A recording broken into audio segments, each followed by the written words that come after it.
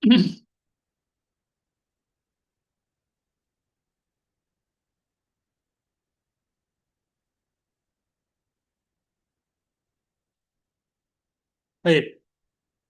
Bismillahirrahmanirrahim. Assalamualaikum warahmatullahi wabarakatuh. Alhamdulillah, wassalatu wassalamu ala rasulillah wa ala alihi wa sahbihi ajma'in amma ba'd. Eh, Saudara sekalian, sahabat-sahabat sekalian cintai Allah Subhanahu wa taala, alhamdulillah pada malam hari ini kita dipertemukan oleh Allah Subhanahu wa taala dalam kesempatan yang luar biasa.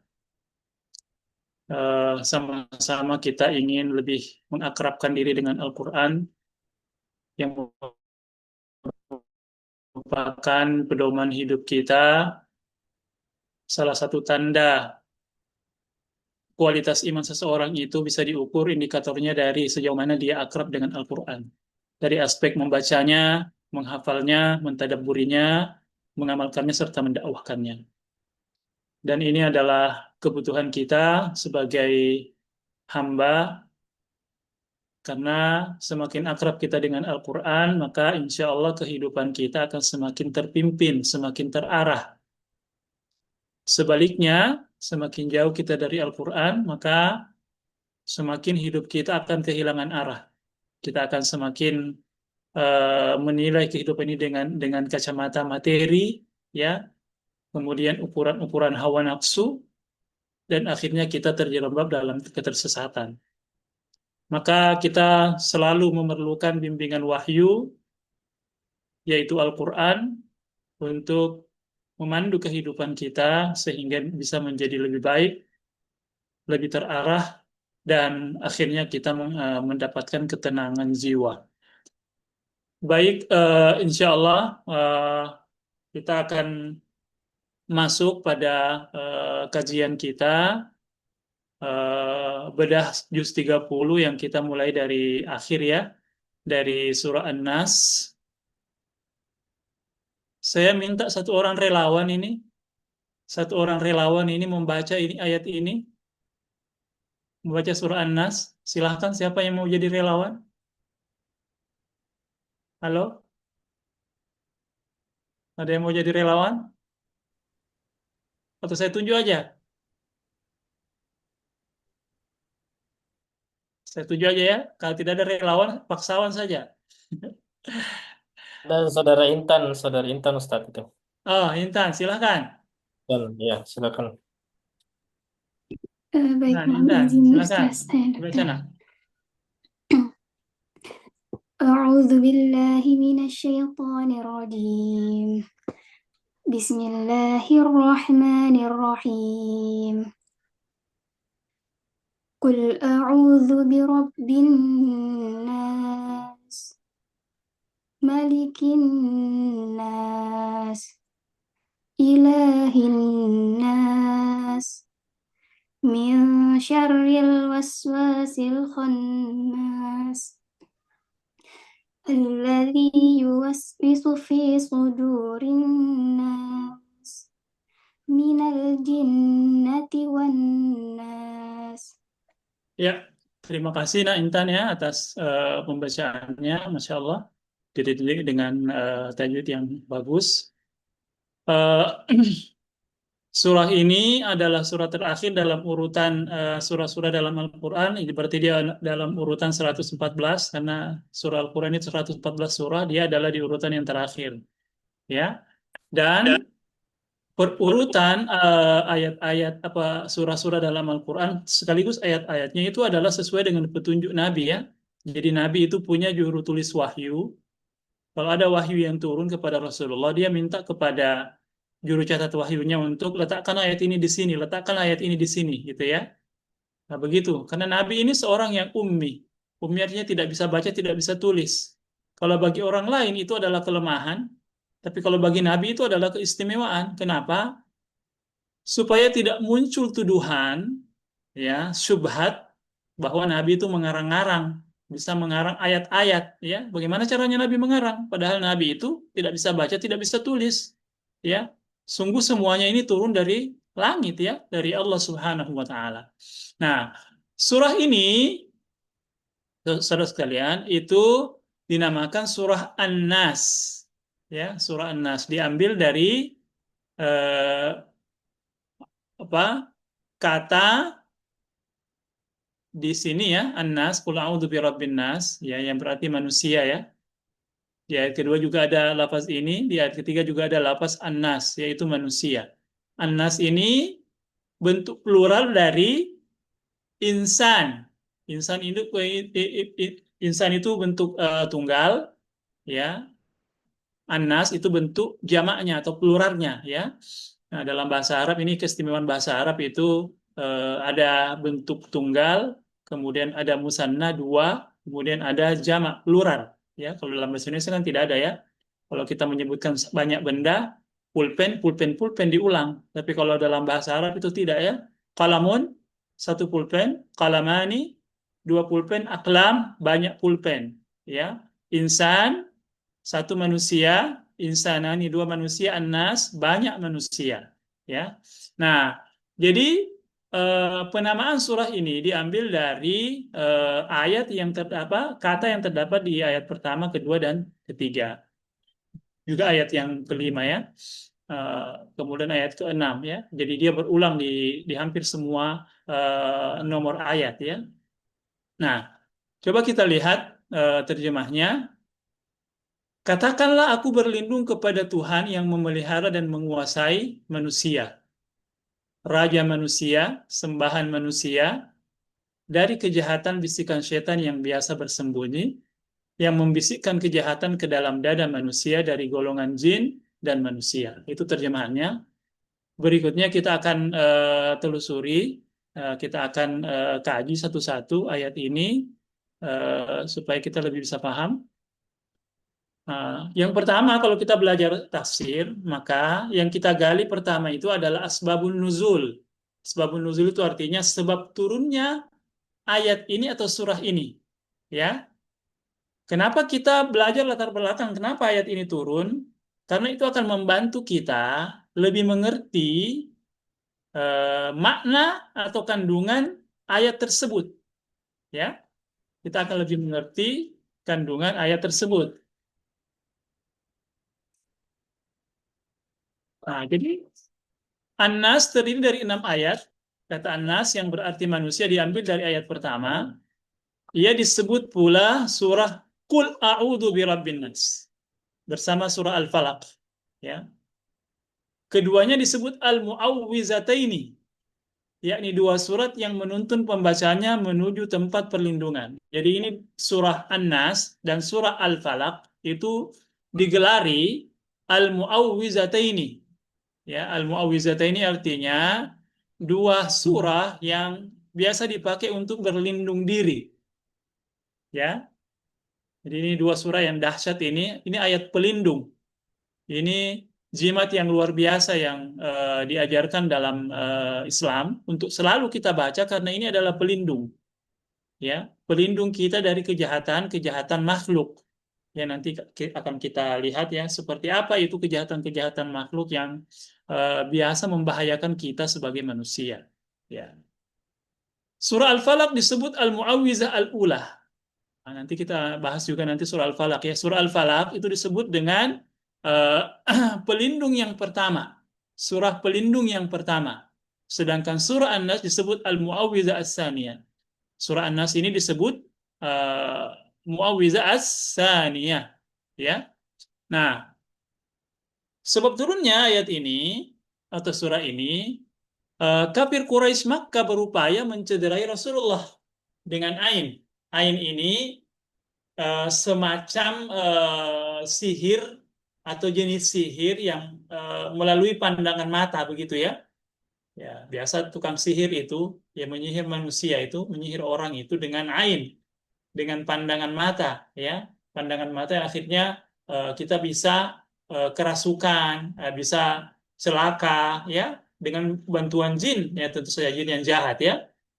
Nah, jadi dulu di zaman Arab Jahiliyah itu sudah terkenal itu apa yang disebut dengan ain ya, jenis sihir ya. Nah, mereka berusaha mencelakai Rasulullah. Jadi ketika dakwah Rasulullah ini sudah mulai dikenal begitu ya, dan Nabi berdakwah secara terang-terangan, itu muncul penentangan yang luar biasa dari kaum kafir Quraisy. Ya, nah, mereka berusaha untuk mencelakai Rasulullah Shallallahu Alaihi Wasallam. Nah, salah satunya berusaha mencelakai Nabi dengan ain, dengan jenis sihir, yakni pandangan mata yang merusak atau membinasakan. Ya, lalu Allah memberikan kepada Nabi di penangkalnya. Ya, lalu Allah menurunkan dan mengajarkan surah Al-Falaq dan surah An-Nas ini kepada Rasulullah untuk menangkalnya. Nah, jadi ini orang yang rajin membaca surah An-Nas, surah Al-Falaq, ya, itu insya Allah bisa menangkal yang namanya sihir-sihir jahat. Ya, makanya itu yang namanya surah An-Nas, surah Al-Falaq itu disunnahkan untuk kita baca di pagi dan sore hari. Ya, pagi sore hari dibaca masing-masing 3 kali. Kenapa? Karena ini adalah surah pelindung, melindungi kita dari kejahatan-kejahatan makhluk, sihir dan yang lain-lainnya. Ya, nah, jadi ini memberikan kepada kita isyarat bahwa Allah Subhanahu Wa Taala memberikan kepada kita tools atau alat untuk membentengi diri kita dari kejahatan-kejahatan makhluk dengan rutin membaca surah kedua surah ini, ya, surah Al-Falaq dan surah An-Nas. Ya, nah, itu sebab turunnya ya, ayat ini yang diriwayatkan oleh para ahli tafsir. Ya. Nah, coba kita lihat sekarang tafsirnya ya. Qul a'udzu birabbin nas. Ini ayat pertama ya. Qul a'udzu birabbin nas. Katakanlah, aku berlindung kepada Tuhan yang memelihara dan menguasai manusia. Ya, jadi kata qul yang berarti katakanlah, qala yaqulu qul. Qul ini fi'il amr ya, kata perintah yang ditujukan kepada Rasulullah Sallallahu Alaihi Wasallam. Qul artinya katakanlah, membuktikan bahwa Rasulullah Sallallahu Alaihi Wasallam menyampaikan segala sesuatu yang diterimanya dari ayat-ayat Al-Quran yang disampaikan oleh malaikat Jibril. Ya, jadi kalau Allah memerintahkan kepada Nabi untuk qul katakan, nah, berarti ini kan perintah juga untuk menyampaikannya kepada umatnya. Ya, katakan, ya, katakanlah wahai Muhammad, a'udzu birabbin nas. Ya, berarti ini perintah untuk Rasulullah untuk menyampaikan juga kepada umatnya, bukan cuma untuk Nabi. Jadi kalau ada kata-kata qul katakan dalam Al-Quran itu bukan khusus untuk Rasulullah Shallallahu Alaihi Wasallam, tapi juga harus disampaikan kepada umatnya. Memang yang diajak berbicara, yang dikhitab itu adalah Nabi, tapi itu adalah perintah juga kepada Rasulullah untuk menyampaikannya kepada umatnya, kepada kita semuanya umat Islam ya. Jadi Nabi Shallallahu Alaihi Wasallam itu adalah penyampai wahyu, ya. Tidak ada yang disembunyikan dari wahyu Allah Subhanahu Wa Taala. Maka ketika Rasulullah haji wada, haji terakhir bersama 140.000 kaum muslimin di padang Arafah itu Rasulullah Shallallahu Alaihi Wasallam sampai meminta persaksian umatnya. Ala hal balagtu, wahai para sahabatku sekalian, kaum muslimin, sudahkah aku sampaikan seluruh yang menjadi kewajibanku? Maka para sahabat waktu itu menjawab, ya, na'am, ya Rasulullah, engkau telah menyampaikan semuanya. Maka Nabi mengatakan, Allahumma fashhad, ya Allah, persaksikanlah bahwa umatku ini, umat Islam telah bersaksi bahwa aku telah menyampaikan seluruh apa yang telah diamanahkan kepada aku berupa wahyu. Ya. Nah, Buya Hamka, seorang ulama tafsir yang juga punya tafsir Al-Azhar itu menerangkan, Qul, katakanlah wahai utusanku dan ajarkan juga kepada mereka. Jadi ini disampaikan dan diajarkan. Ya, sampaikan kepada umatmu dan juga ajarkan kepada mereka. Ya, jadi ini perintah kepada Rasulullah Shallallahu Alaihi Wasallam sekaligus juga amanah untuk disampaikan kepada umatnya, ya, kaum muslimin. Ya, nah, kata a'udzu, ya, a'udzu, ya, itu a'udzu terambil dari kata al-auz. Al-auz, ya, berarti menuju kepada sesuatu untuk menghindar dari sesuatu yang ditakuti. artinya berlindung diri, ya. Nah, jadi qul, katakan wahai Muhammad, a'udzu birabbi. Aku berlindung diri, aku berta'awuz. Ya, artinya kita berlari menuju Allah Subhanahu wa taala. Kita ini manusia, bagaimanapun hebatnya, bagaimanapun pintarnya, bagaimanapun cerdasnya, kita tidak ada apa-apa kecuali atas izin dan kehendak Allah, ya. Makanya orang yang beriman itu selalu menampakkan rasa butuhnya kepada Allah. Tidak boleh ini kita jumawa, merasa hebat, ya, merasa kuat, lantas kita jarang bermohon kepada Allah, jarang minta perlindungan kepada Allah. Bahkan salafus saleh itu, orang-orang saleh dulu, saudara sekalian, mereka itu terbiasa apa-apa itu minta kepada Allah. Kalau di rumahnya tidak ada garam, mau keluar cari garam, dia berdoa dulu, ya Allah, saya mau keluar cari garam ini ya Allah, maka mudahkan urusanku untuk mencari garam. Padahal kalau mau dipikir, yang namanya garam itu kan sesuatu yang ada di mana-mana, mudah dicari, ya. Tapi begitulah seorang hamba ketika dia memahami kelemahan dirinya, dia tetap menggantungkan seluruh urusannya kepada Allah sehingga hatta cari garam pun dia tetap minta kepada Allah Subhanahu wa taala.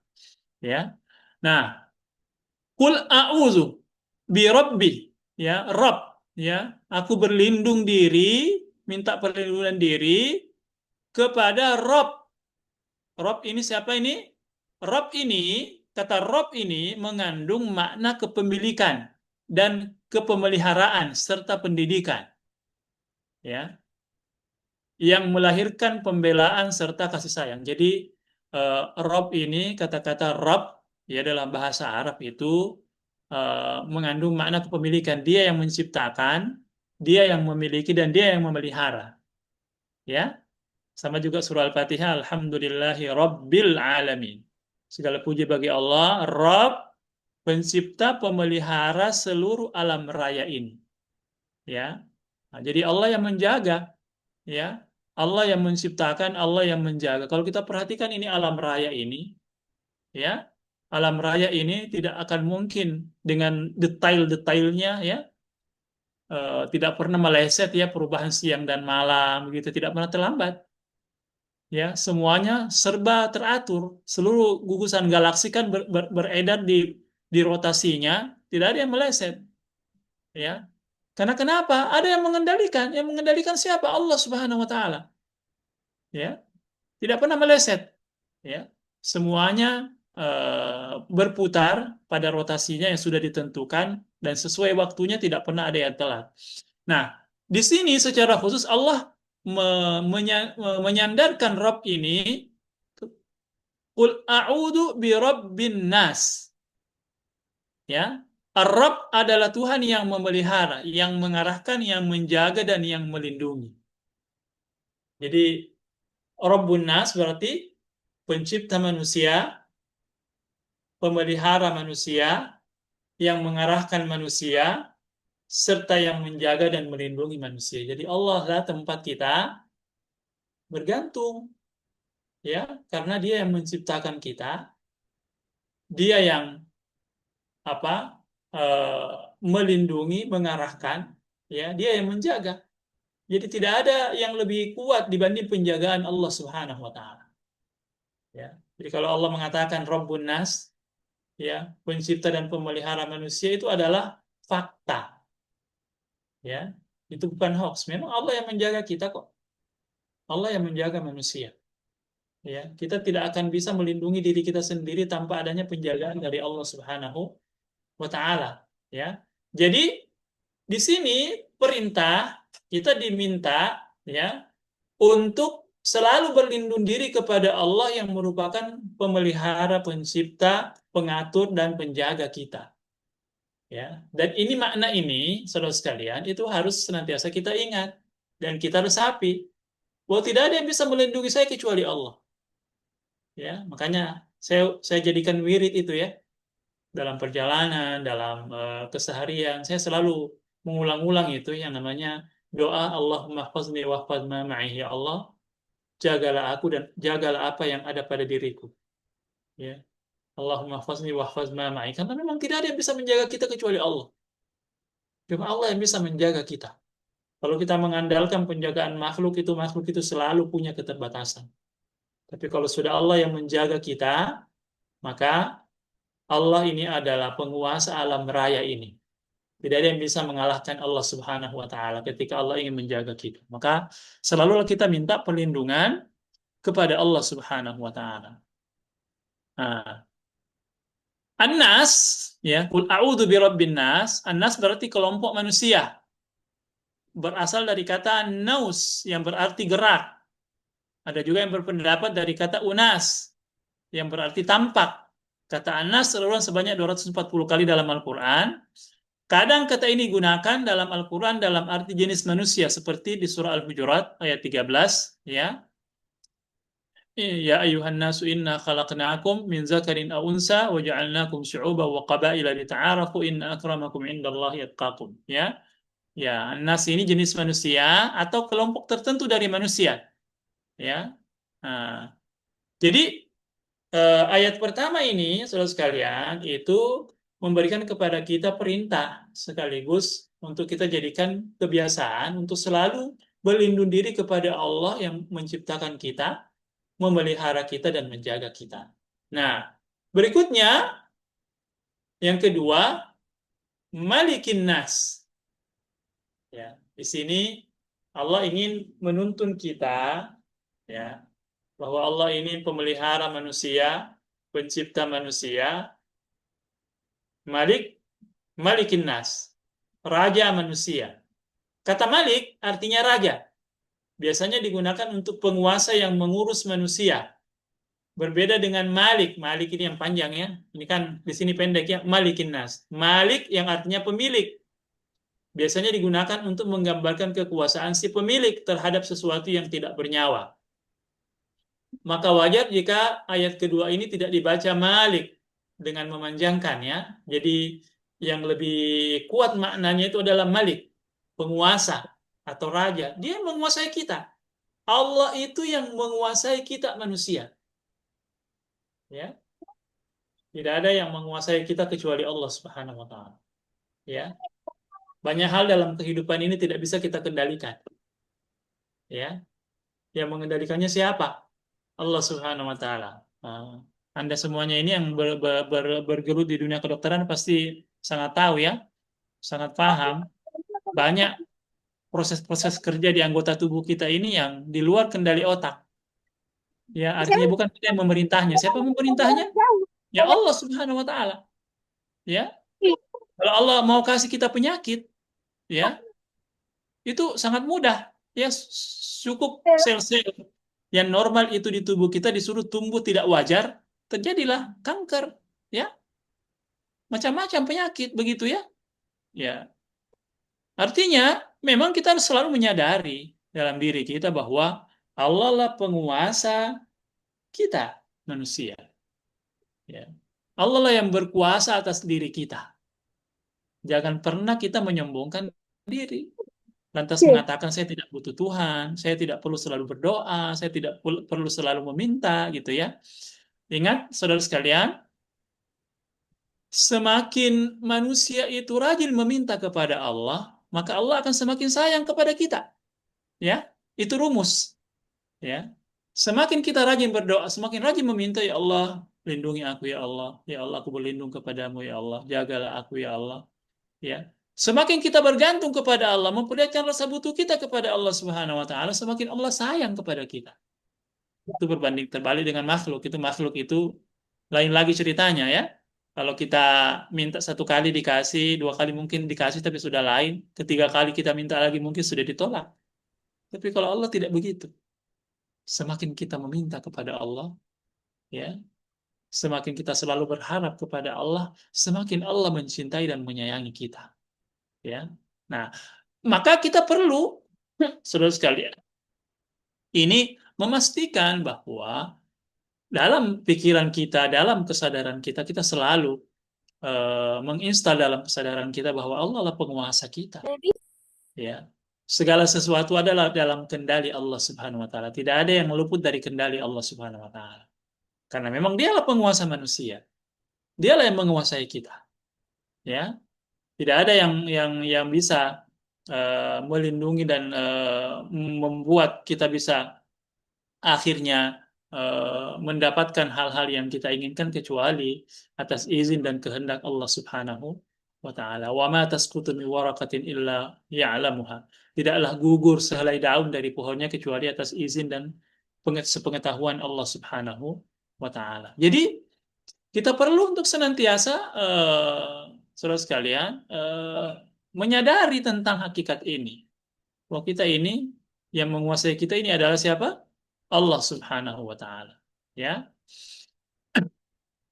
Abu Hamka, seorang ulama tafsir mengatakan Malik berarti penguasa atau raja, pemerintah tertinggi atau sultan.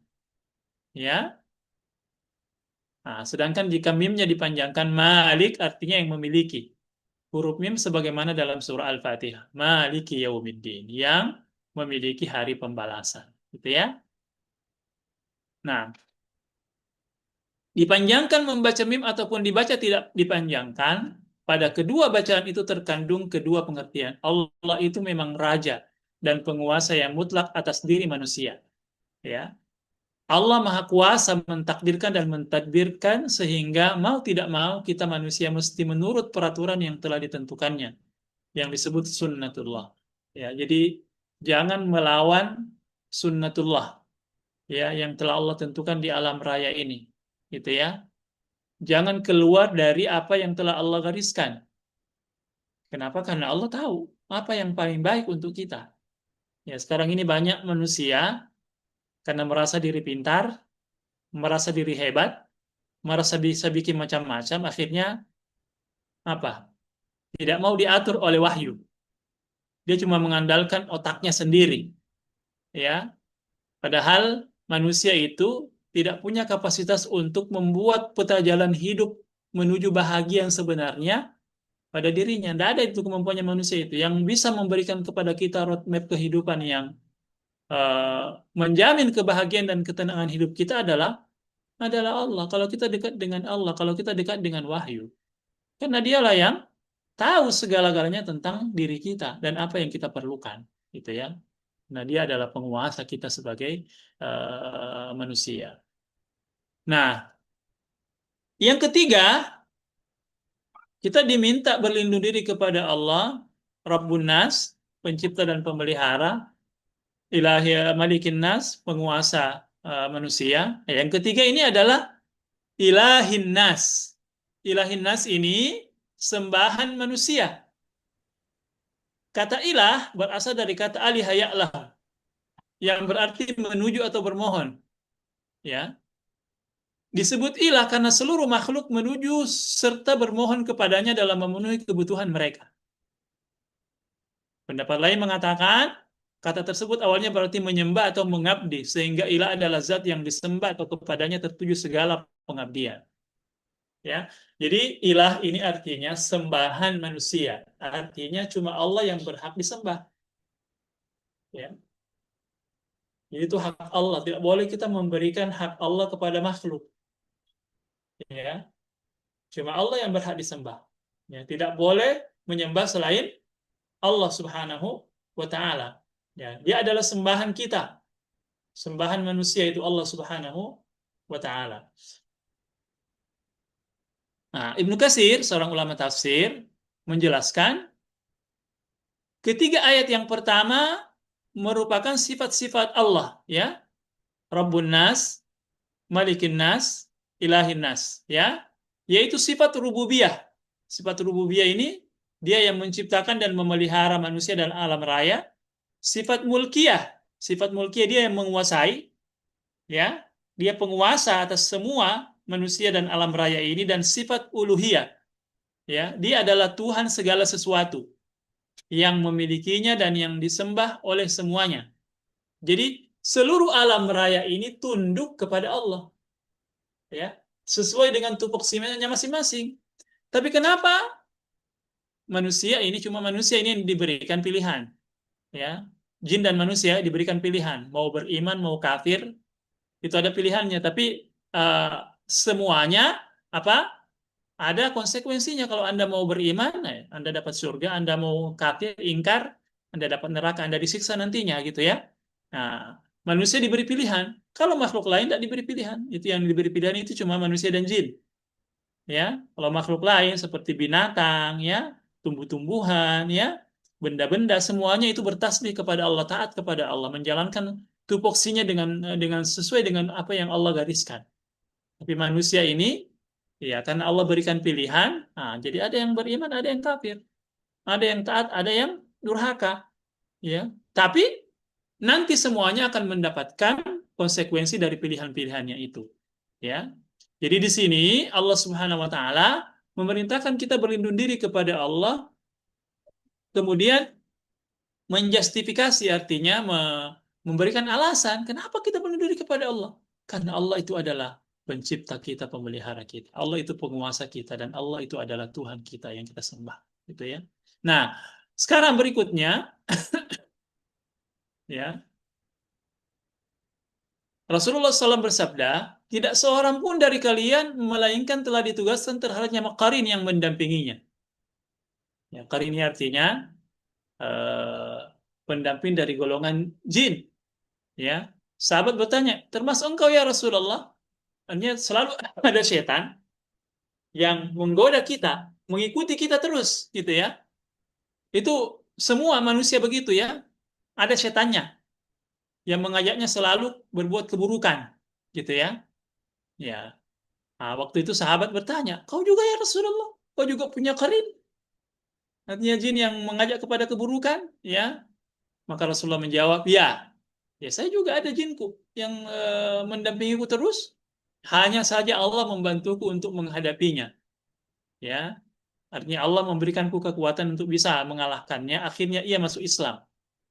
Maka ia tidak menyuruh kecuali hanya kebaikan. Nah, ini khusus untuk Rasul. Ya, qarinnya Rasul sudah tunduk. Ya, jadi tidak ada lagi bisikan-bisikan buruk kepada Nabi Shallallahu Alaihi Wasallam karena sudah ditundukkan. Ya, jadi qarinnya Rasul sudah masuk Islam, gitu ya. Jadi jin itu juga ada dua golongan, jin kafir, jin Muslim, gitu ya. Nah, ini Rasulullah SAW menyampaikan qarin saya itu sudah masuk Islam sehingga dia cuma menyuruhku, mengilhamkan kepadaku hal-hal yang baik, ya, membisi padaku hal-hal yang baik. Syekh Wahbah Zuhaili, seorang ulama tafsir, menjelaskan dalam tafsir Al-Munir, karena sifat kasih Allah Subhanahu wa taala kepada kita, Allah mengajari kita tentang tata cara untuk berlindung dari setan, manusia dan jin. Ya, jadi ini adalah tanda kasih sayang Allah kepada kita. Jadi kita diberikan tools, diberikan alat. Bagaimana caranya berlindung diri dari kejahatan-kejahatan setan yang senantiasa menggoda.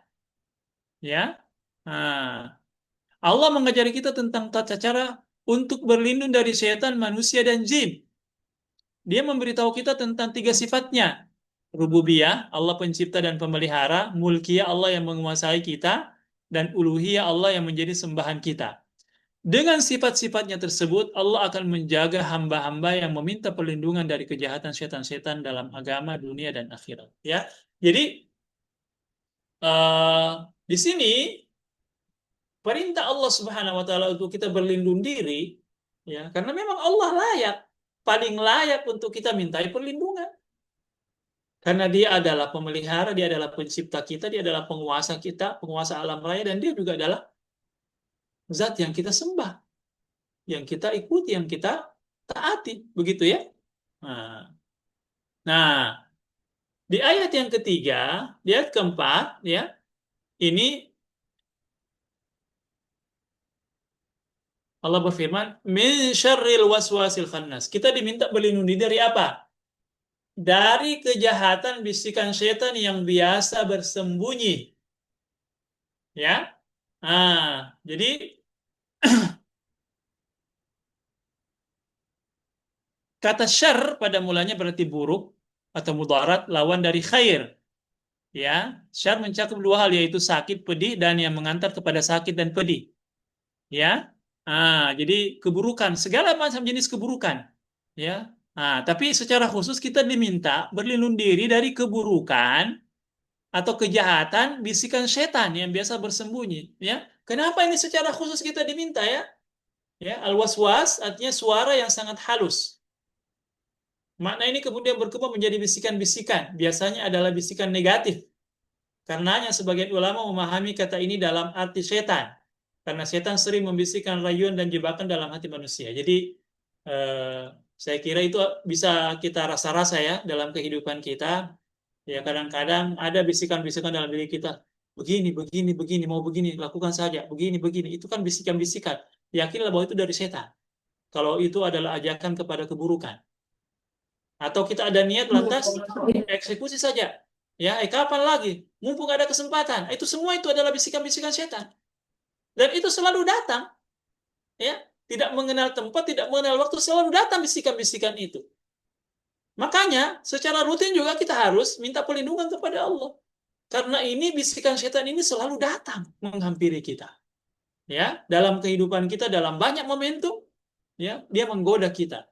Ya, menginspirasi kita untuk melakukan keburukan. Ya, dan itu kita bisa rasa. Ya, kalau ada niat-niat buruk itu ada bisikan-bisikan itu ya. Ya, eksekusi cepat, ya. Lakukan cepat, kapan lagi? Begitu ya. Nah, itu adalah bisikan setan yang bersembunyi. Tidak nampak dia, ya. Tapi kita bisa rasa dampaknya. Wah, ini. Makanya kalau ada godaan-godaan begitu langsung kita palingkan, oh godaan setan ini. Auzubillah. Auzubillah minasyaitonir rajim. Ya. Sering-seringlah baca ini juga. Surah ini, surah An-Nas ini ya. Min syarril waswasil khannas ya.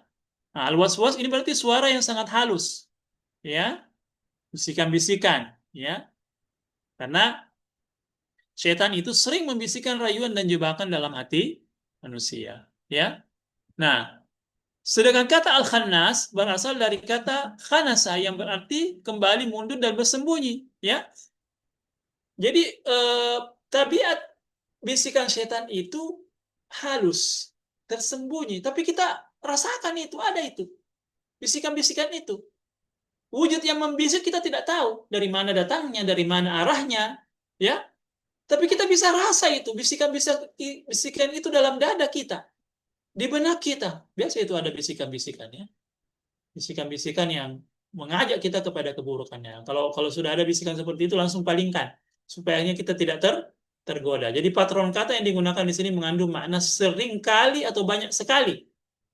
Ya. Jadi ini khannas ini dalam khazanah bahasa Arab ini sighatul mubalaghah. Sighatul mubalaghah artinya bentuk kata yang menunjukkan dilakukan banyak kali. Dan itulah setan. Menggoda, membisiki kita ini banyak kali. Tidak satu dua kali, tidak sporadis, terus-terus. Karena memang dia sudah bersumpah di hadapan Allah, ya, iblis di hadapan Allah, saya akan menggelincirkan hamba-hambamu sehingga banyak temanku nanti di neraka. Sebaliknya, setan seringkali mundur dan bersembunyi saat manusia berzikir dan mengingat Allah. Nah ini, ya. Nah, jadi manusia yang rajin berzikir, rajin berta'awuz, itu setan mikir-mikir untuk mendekat, ya. Jadi kalau kita sering berzikir, Allah ada di dada kita, sering subhanallah, alhamdulillah, wa la ilaha illallah, wa akbar, subhanallah. Kita ulang-ulang ya, kita selalu berzikir Allah Allah dalam dada kita, maka setan berpikir-pikir untuk menggoda. Yang suka digoda itu siapa? Yang lalai, yang tidak suka berzikir, ya. Nah, Ibnu Abbas mengatakan, seorang sahabat, setan bercokol di atas hati anak cucu Adam apabila ia lupa dan lalai kepada Allah. Setan menggodanya. Apabila dia ingat kepada Allah, maka setan bersembunyi. Ya, jadi disinilah pentingnya kita selalu zikir, ingat kepada Allah. Ya, sehingga setan itu akhirnya kesulitan untuk memberikan bisikan-bisikannya kepada kita. Ya, tapi kalau kita banyak lalai, jarang berzikir, jarang berdoa, jarang meminta kepada Allah perlindungan, maka istilahnya penjagaan setan itu jadi loss. Penjagaan Allah kepada kita jadi loss. Makanya harus secara rutin untuk kita minta perlindungan kepada Allah, kita ingat kepada Allah Subhanahu wa taala. Maka orang yang kerasukan setan, kerasukan jin dan semacamnya itu biasanya orang yang malas baca Quran, malas berzikir, malas tilawah, malas berdoa. Tapi orang yang rutin baca Quran, rutin berdoa, rutin berzikir, rutin mohon perlindungan kepada Allah, insya Allah dia akan dijaga oleh Allah Subhanahu wa taala. Ya. Min syarril waswasil khannas. Aku berlindung diri kepadamu ya Allah dari kejahatan bisikan-bisikan setan yang tersembunyi. Karena itu nyata selalu ada dalam kehidupan kita. Maka kita minta perlindungan kepada Allah. Maka di ayat yang kelima Allah Subhanahu wa taala berikutnya mengatakan alladzi yuwaswisu fi sudurin nas, yang membisikkan kejahatan ke dalam dada manusia. Jadi itu setan itu ya, setan itu dia masuk-masukkan itu keburukan ya dalam dada kita. Nah, sudur ini dimaksudkan adalah tempat hati manusia. Maka ketika menjelaskan ayat ini Syekh Wahbah Az-Zuhaili menjelaskan yang menebarkan pikiran-pikiran buruk dan jahat dalam hati ini setan ya. Pikiran buruk, jahat dalam hati itu setan itu. Dia memasukkannya. Dalam ayat tersebut disebutkan kata as-sudur karena dada adalah tempatnya hati. Pikiran-pikiran itu tempatnya di hati, sebagaimana dikenal dalam dialektika orang-orang Arab. Ya, nah di ayat terakhir, ya Allah Subhanahu Wa Taala berfirman, minal jinnati wan nas. Ya, yang suka membisik-bisik itu bukan cuma golongan jin saja, tapi golongan manusia juga. Ya, jadi para pembisik-pembisik kejahatan itu bukan cuma jin, ya, tapi dari kalangan manusia juga ada, ya. Nah, membisikkan-bisikan negatif berarti ya kalau ada orang mempengaruhi kita untuk keburukan berarti dia temannya setan yang mengajak kepada keburukan.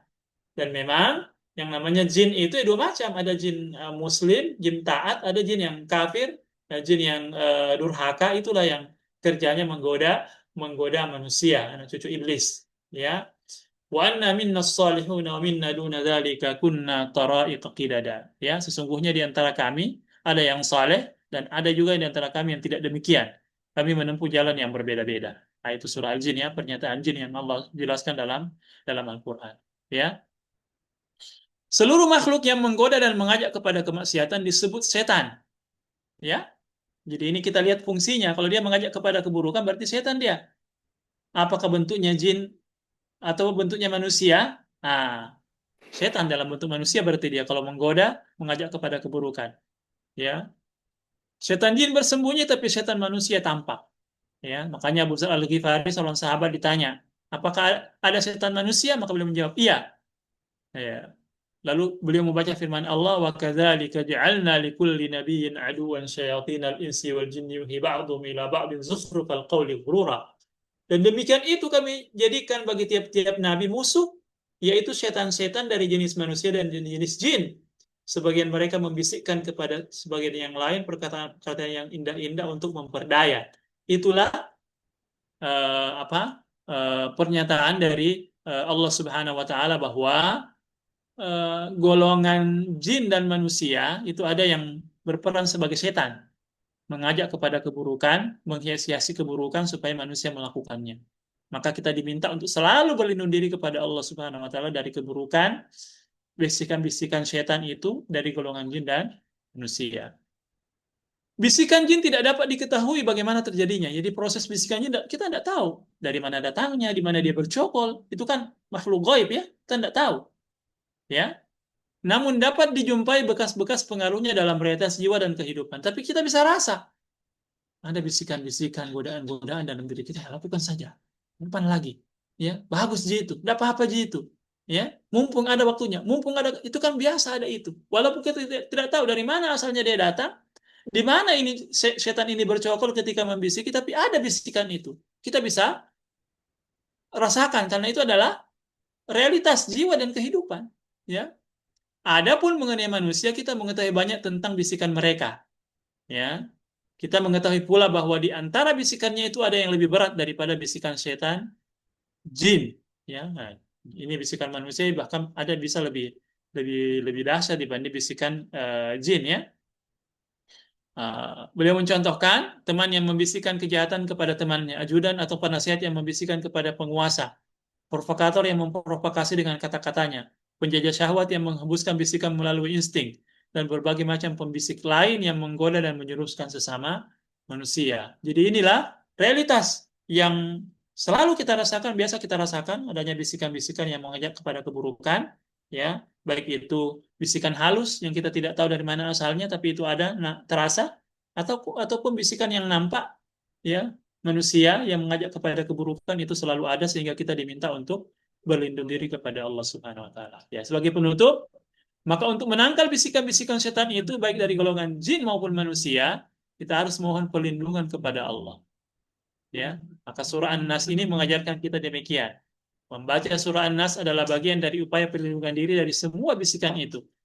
Namun tidak hanya membacanya, tapi kita menghayatinya disertai pemahaman, kemudian juga permohonan yang serius kepada Allah. Jadi ini ayat perlindungan ini kita baca disertai dengan penghayatan, kita resapi maknanya. Qul a'udzu birabbin nas, malikin nas, ilahin nas, min syarril waswasil khannas, alladzi yuwaswisu fi sudurin nas, minal jinnati wan nas. Ya. Dan sesungguhnya engkau berlindung kepada Allah dari pedayaan setan itu ialah dengan meninggalkan apa yang disukai setan. Bukan semata-mata hanya berlindung diucapkan mulut. Ya. Artinya ketika kita mohon perlindungan kepada Allah, berarti harus ada usaha yang nyata dari diri kita untuk berusaha menjauhkan diri dari hal-hal yang buruk, yang tidak Allah ridhoi. Jangan cuma sekedar minta tapi tidak berusaha menjauhkan diri kita dari keburukan-keburukan tersebut. Saya kira demikian, saudara sekalian, makna-makna yang terkandung dalam surah An-Nas ini semoga bisa memberikan kepada kita sedikit banyak wawasan tentang bagaimana semestinya kita sebagai seorang muslim selalu minta perlindungan diri kepada Allah, terutama pada aspek godaan-godaan setan yang membisiki kita pada keburukan-keburukan sehingga kita selalu dijaga oleh Allah Subhanahu wa taala. Saya kira demikian. Mudah-mudahan bisa dipahami. Saya kembalikan ke moderator. Assalamualaikum warahmatullahi wabarakatuh. Waalaikumsalam. Waalaikumsalam warahmatullahi wabarakatuh. Masya Allah, dari ceramah yang barusan kita dengar, luar biasa. Ada beberapa poin yang dapat saya tarik. Dari yang pertama, ternyata membaca Al-Quran, kita harus memperhatikan makna dari ayat tersebut, yaitu asbabul nuzul. Kedua, ternyata dari Quran Surah An-Nas dan Al-Falaq dapat menangkal sihir-sihir, dan pada intinya membaca Al-Quran menerangi kegelapan, kebodohan, dan kesesatan, dan membimbing manusia menuju jalan kebenaran. Kepada audiens yang insya Allah dirahmati oleh Allah Subhanahu wa Ta'ala, sekarang kita memasuki sesi tanya jawab. Mungkin ada hal-hal yang masih menjadi tanda tanya dari ceramah yang baru saja kita dengar. Saya persilahkan untuk bertanya.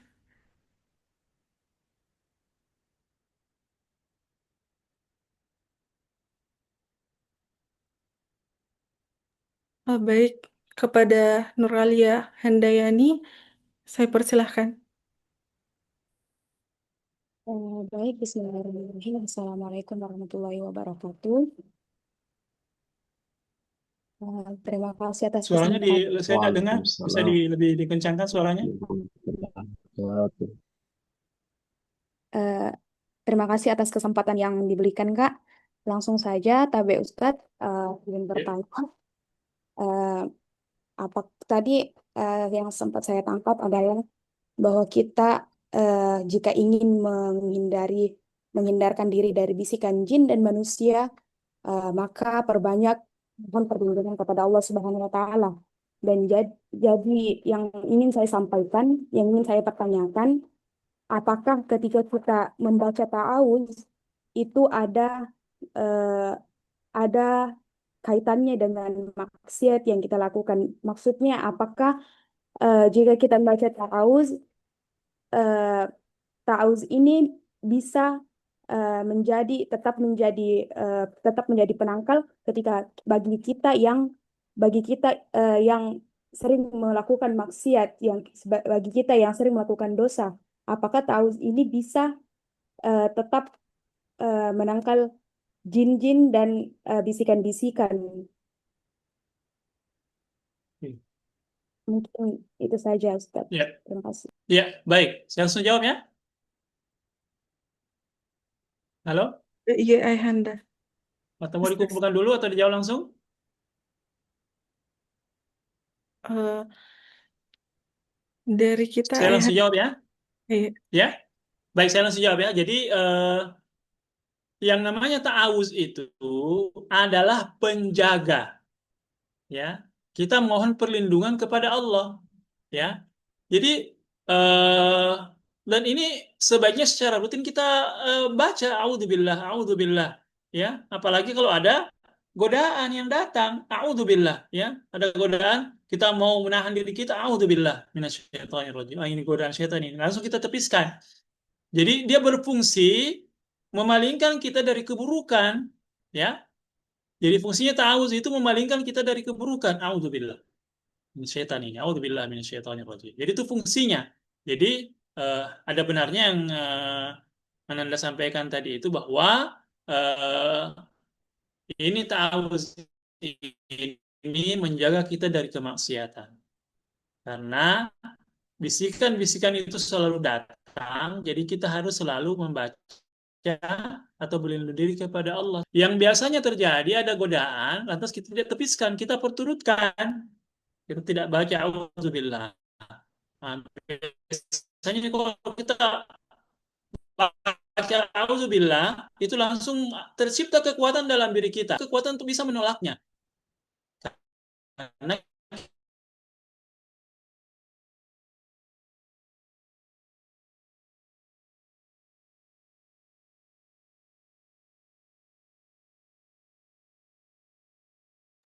Kayaknya ada masalah jaringan, Ustaz.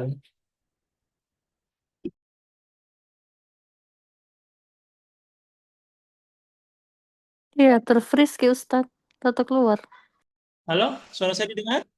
Halo, Iya, iya Ustaz. Tadi halo. sempat Ya, keluar. baik. Ya.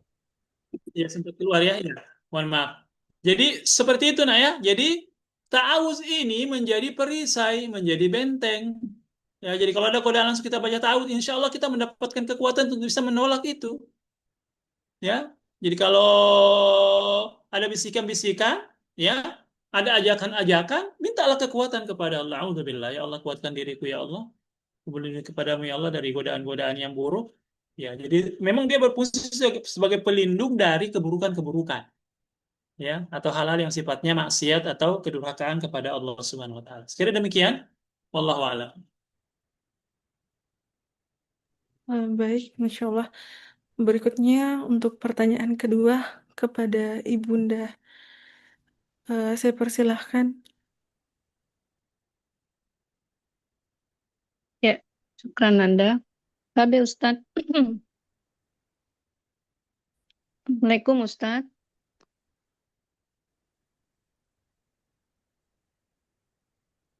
Halo, kedengaran suara saya? Assalamualaikum warahmatullahi wabarakatuh. Iya, kayaknya agak Oh, freeze. Istilahnya, Nah, ini Ustaz. ada kedengaran. Bisa oh iya. diulang Ini izin. jaringan kayaknya Ustaz. Babe Ustadz. Ya, Iya, iya. ya silakan. Syukran. Iya, iya Ustadz.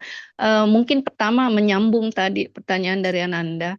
Ya, Kalau membaca ta'awuz itu biasanya kayak seperti saya Ustadz lebih umum kalau kita lagi mau mengaji atau ya, tadarusan begitu Ustadz. Nah, yang umum itu biasa kita lakukan kalau misalnya apa ya timbul rasa apa timbul mungkin bisikan Ustadz ya di ya, hati atau di pikiran kita atau melihat sesuatu atau mau melakukan sesuatu biasanya kita spontan istighfar. Bukan membaca ta'awuz begitu, Ustadz. Nah, itu ya, bagaimana? Atau minimal kita misalnya, ya Allah, seperti begitu. Yang umum sekali itu saya dengar juga dari teman-teman biasa langsung astagfirullah, seperti begitu. Itu yang pertama, Ustadz. ya, Yang kedua, ini surat An-Nas memang ya kalau tadi dari penjelasan Ustadz, syukran penjelasannya Ustadz. Jadi bisikan itu atau ajakan untuk berbuat yang maksiat itu memang bukan hanya dari setan misalnya atau jin, tapi juga dari sesama manusia kita sendiri. Nah ini yang ya, mungkin agak ini pada apa itu hubungan kita dengan sesama manusia ya Ustadz. Karena kan kategori maksiat yang dimaksud dari surah ini apakah semua perbuatan yang Ya, sifatnya terputus, Pak. menyimpang, ya, atau ada kelompokannya begitu Ustadz. Jadi yang terutama yang dari sesama manusia ini Ustadz, karena yang kita tahu juga apa dalam kehidupan sehari-hari itu sangat banyak yang seperti itu. Tabe Ustadz, ya. Iya, iya. Baik. Jadi memohon perlindungan kepada Allah itu ketika ada bisikan, ya. Fungsinya untuk memalingkan diri kita. Kalau istighfar itu fungsinya untuk mohon ampun kepada Allah atas dosa yang telah kita lakukan. Jadi tabiatnya berbeda. Walaupun itu yang namanya istighfar kan eh, setiap saat kita butuh istighfar juga karena dosa kita banyak gitu ya. Dosa kita banyak. Nah, jadi istighfar dan ta'awuz ini punya dua fungsi yang berbeda, tapi dia punya irisan masing-masing. Ya, ada irisannya bahwa istighfar itu membuat kita mengingat dosa kita sehingga kita jadi enggak gitu ya. Dosa kita udah banyak, mau lagi tambah. Begitu kan? Begitu pastinya. Maksudnya impactnya Iya berikutnya Ustadz. kalau kita baca istighfar disertai penghayatan kan? Impactnya begitu Iya Ustadz. ya. Astagfirullah, dosa saya sudah banyak ini mau lagi tambah, akan impactnya begitu. Nah, kalau ta'awuz itu memberikan kepada kita kekuatan perlindungan supaya kita tidak mengeksekusi itu. Jadi eh, istighfar dan ta'awuz ini ada irisannya ya. Artinya tidak salah juga kalau kita baca istighfar pada saat ada godaan, tidak salah juga. Cuma kalau kita mau lebih diberikan kekuatan, bacalah ta'awuz. Ah, setan ini. Auzubillah minasyaitonirrajim. Setan ini. Jadi yang namanya ta'awuz itu bukan cuma sekedar kita ketika mau baca Quran, ya. Tapi secara umum ketika ada godaan langsung kita baca aja. Auzubillah minasyaitonirrajim. Godaan setan ini. Auzubillah, gitu ya. Baca saja. Nah, semakin kita sering memohon perlindungan kepada Allah itu setan itu dia mikir-mikir untuk goda kita. Ah, ini ini kuat penjagaannya. Saya cari yang lain deh. Ah, begitu jadinya setan itu jadinya ketika kita secara refleks selalu membaca auzubillah, baca istighfar, zikir itu membentengi kita dari godaan-godaan, ya. Terus yang kedua, tabe Iya. Ibu tadi agak terputus suara tak? Maksudnya inti pertanyaannya saya belum tangkap. Oh iya. Kita ulang. Iya, iya. Yang apa tadi itu? Yang maksudnya dari ajakan atau ya ajakan ya bukan bisikan kalau manusia. Ya. Kan kalau Hmm. setan melalui bisikan Ustadz biasanya ke Ya. hati. Kalau Hmm. ke manusia itu biasanya kan langsung misalnya mengajak Ya. beginilah begitu atau Ya. memperlihatkan sesuatu yang ya yang seakan-akan apa nih? Jadi maksud saya apakah yang dimaksud dengan apa itu kemaksiatan di situ memang hanya yang bersifatnya langsung pelanggaran kepada perintah Allah misalnya atau semua yang sifatnya memang tidak sesuai lah dengan akidah atau tata cara kehidupan Islam, termasuk dalam hubungan sesama manusia. Maksudnya begitu, Ya. Ustaz. Ya. Baik, saya udah tangkap. Jadi begini, Bu. Jadi setan itu eh, mempengaruhi manusia untuk juga mencari pengikut ya, mencari pengikut ya. Jadi caranya menggoda itu dengan berbagai macam cara gitu ya. Jadi kita dibisiki, dipengaruhi juga manusia lain juga manusia untuk juga ikut mempengaruhi manusia. Nah, itu setan dalam bentuk manusia itu karena dia sudah menjalankan misi setan ya. Makanya di situ kan dikatakan minal jinnati wan nas bahwa yang suka menggoda itu bukan cuma golongan jin tapi manusia juga. Nah, godaan jin dan manusia itu kan bertingkat-tingkat ya. Jadi yang paling parah itu kalau kalau ajakan untuk kafir itu yang paling parah ya. Dan itulah yang menjadi cita-cita setan bagaimana kita keluar dari Islam ya.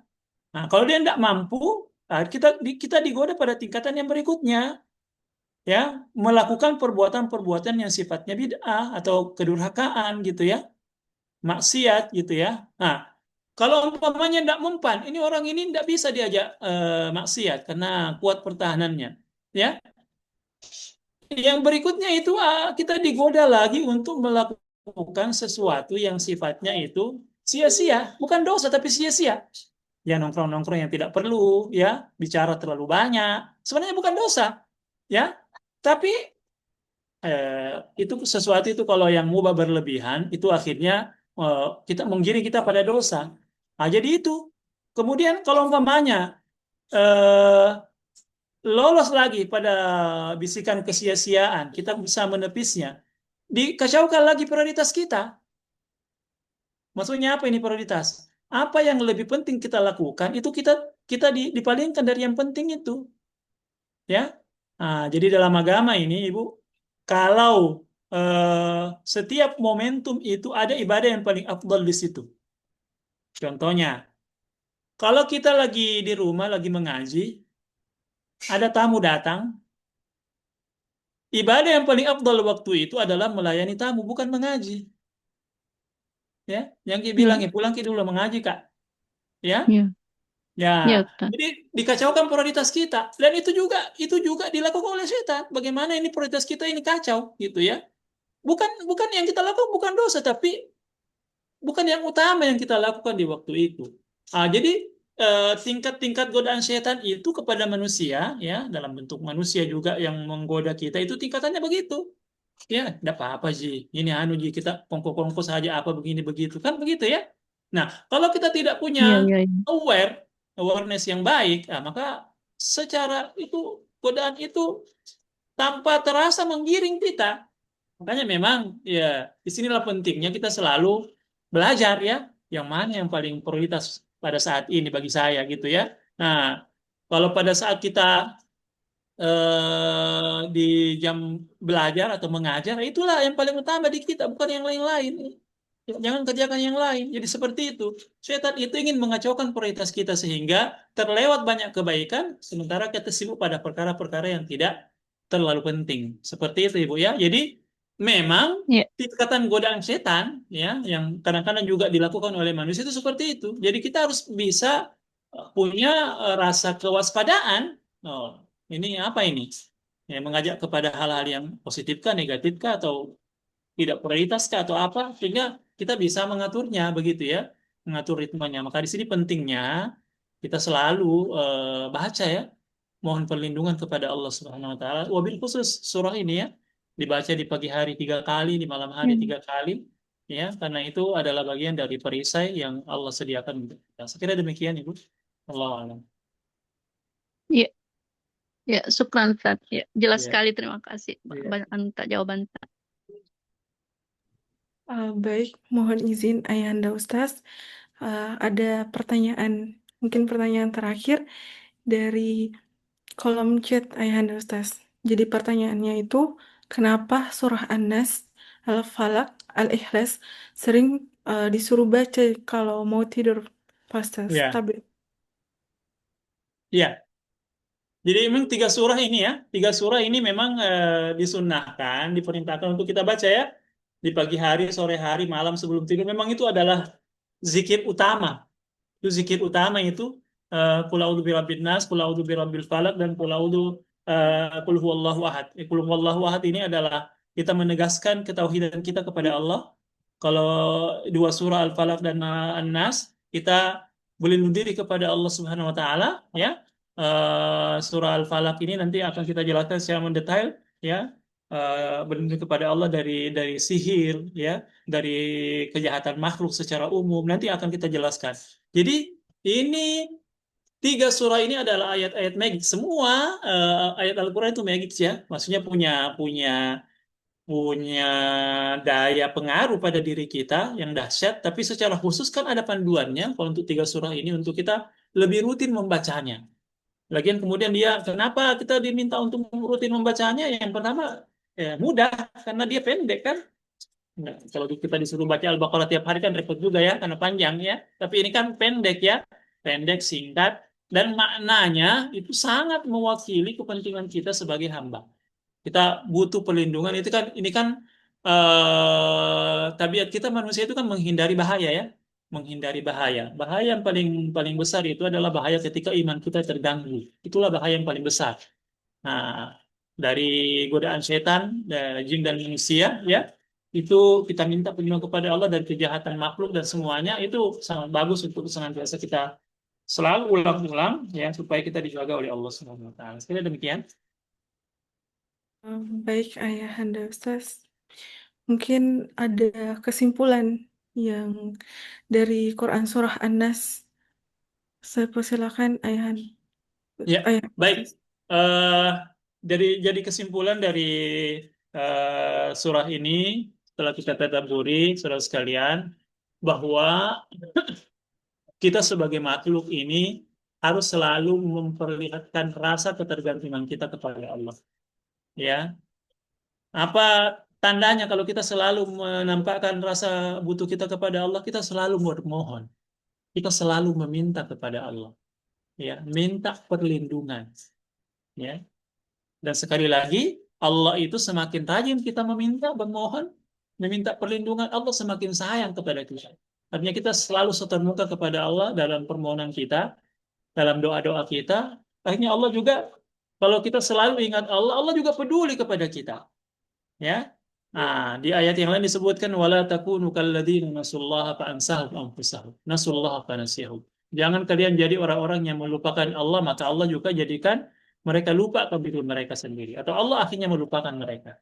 Jadi kalau kita ingin diingat oleh Allah, selalulah ingat Allah Subhanahu wa taala. Ya, dan secara khusus kita selalu memperlindungan kepada Allah dari apa? Dari godaan-godaan setan yang terkutuk itu. Sekira demikian, wallahu a'lam. Baik, terima kasih Ayahanda Ustaz. Berikutnya mungkin ada sepatah kata dari Ayahanda Dokter. Saya persilahkan. Ya, cukup mungkin saya syukran jazakallah khair pada Ustadz.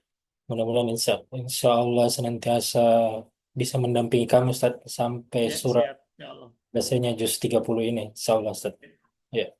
Insya Allah. Baik, telah berakhirnya acara pada malam hari ini. Kita tutup dengan bersama-sama membaca doa kafaratul majelis. Subhanakallahumma wa bihamdik. Asyhadu an la ilaha illa anta astaghfiruka wa atubu ilaik. Terima kasih banyak, Ya, Anda ya. Ustaz. Assalamualaikum warahmatullahi wabarakatuh. Terima Saya kasih izin ya. Ustaz. Ya, sama-sama. Ya, ya, ya. Syukran Saya izin ya. Ustaz. Assalamualaikum Ya. warahmatullahi wabarakatuh. Waalaikumsalam. Terima kasih Ya, moderator. ya. Ya, Bunda Dokter. Yang idik bimbingan ku tolong di screenshot ya absennya.